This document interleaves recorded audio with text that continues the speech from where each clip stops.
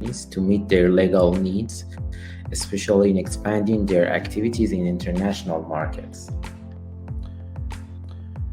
Sure. I think online legal platforms like LegalZoom and others, I think, can be very helpful for startup companies and small companies because they often may not have a legal department at all. In fact, they may not even have a lawyer as part of their team initially. Not to mention the fact that their budgets are obviously going to be fairly tight. So I certainly think pursuing outside legal help is very helpful, which goes back to a point I made earlier about the fact that there now are cheaper and more accessible legal service providers that can provide legal help, especially for startups and smaller companies that otherwise, wouldn't be able to get the help that they need because they wouldn't be able to afford it through, say, a big law firm or a more traditional legal provider. So I think that technology has helped enable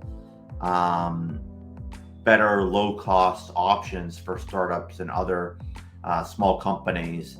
And I, worked at smaller companies that have used some of these platforms before, and it's been very, very helpful. And I would also mention that there also are, quite frankly, lawyers themselves who either operate solo or as part of a small firm who offer specific help for startups at lower cost because they recognize the needs of startups. They have experience providing help to startups, and they understand that budgets are not high.